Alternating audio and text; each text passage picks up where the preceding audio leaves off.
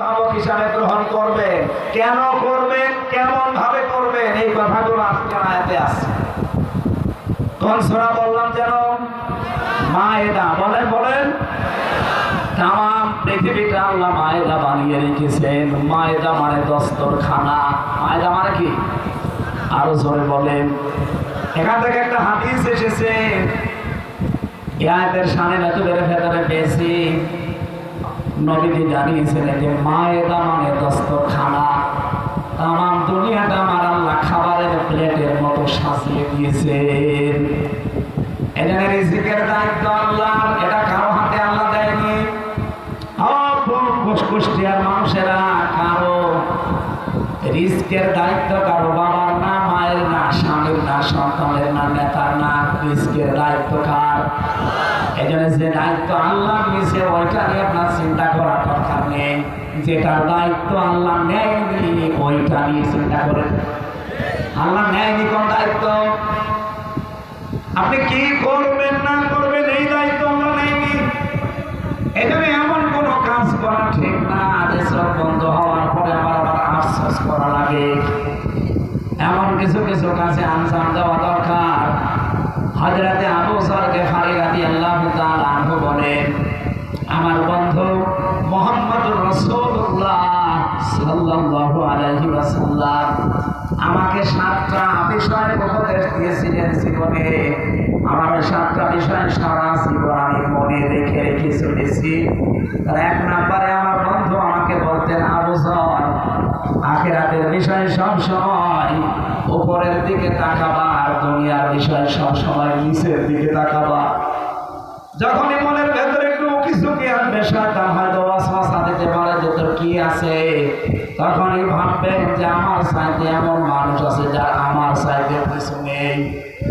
আমি তো একটা ঘরের ভেতরে মাথা দিয়ে রাখতে পারি, কত মানুষ এই বাংলাদেশে আছে কুমারখালী স্টেশনে থাকে। এক কথা বলে না কেন? আমার তো 1 বিঘা জমি আছে, কারো তো জমি নেই।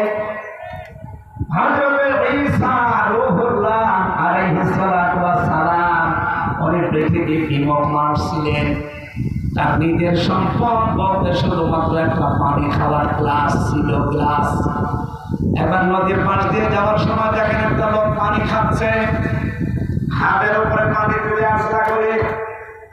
অনেকক্ষণ দৃশ্য দেখার পরে ডাক দিয়ে বলেন, রব্বুল আলামিন, আমি তো ভাবতাম যে আমার মনে হয় কিছু নেই, অথচ এই লোকটা দেখি পানি খাওয়ার গ্লাস নেই, পানি হাতে তুলে খায়, আমার তো গ্লাস আছে। দুনিয়ার জীবন যে তো ধোঁকা, একে ধরলেও থাকে না। এইরকম জীবনের জন্য গ্লাসও আমার লাগবে না, যার গ্লাসটা ছুঁড়ে ফেলে দিলে। এটা দুনিয়া সম্পর্কে যত সচেতন হতে পারবেন, আপনার মনের ভেতরে একটা অনির্বচন শোক আল্লাহ তাড়াতাড়ি দান করবে।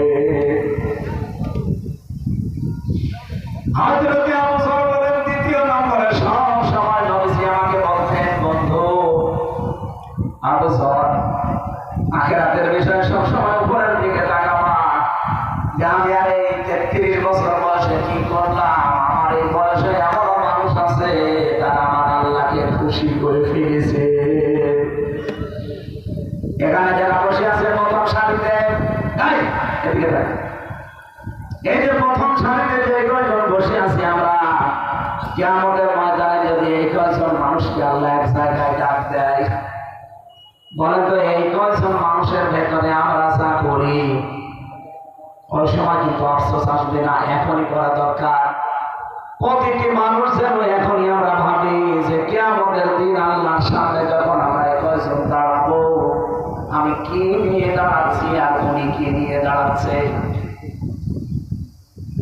আমার কতটুকু স্যাক্রিফাইস আছে ইসলামের জন্য, মানবতার জন্য। উনি যদি নিজের থেকে চিন্তা করে যে আমি কি করলাম, কি নিয়ে আল্লাহর সামনে দাঁড়াবো, দেখানোর মতো আমার কি আছে, এই চিন্তা যত বেশি মানুষের ভেতরে উদয় হবে, ওই মানুষটার জীবন তত বেশি পরিচ্ছন্ন হতে থাকবে। আমি একটু উপরের দিকে তাকিয়ে ভাবেন তো, আমার বয়সী দেলোয়ার হোসেন শিবিরের সাবেক সভাপতি, এই লোকটা ইসলামের জন্য কি করলো আর আমি কি করলাম। সেই মানের উপরে টিকে থাকতে গিয়ে 57 দিন রিমান্ডে ছিল। তার লজ্জাস্থানের ভেতরে তার গরম করে ঢুকিয়েছে এই জালেমরা। তার পুরুষাঙ্গ নষ্ট হয়ে গেছে। আমাকে যে রিমান্ডে নিয়েছিল সঞ্জয় দত্ত, এই শয়তান অফিসার ওনার দায়িত্ব ছিল। আমার নিজে বলতো যে দেলাওয়ারকে আমরা ফুটবলের মতো লাথি দিয়েছি। বলেন তো এই ছেলেটার যে স্যাক্রিফাইস, 7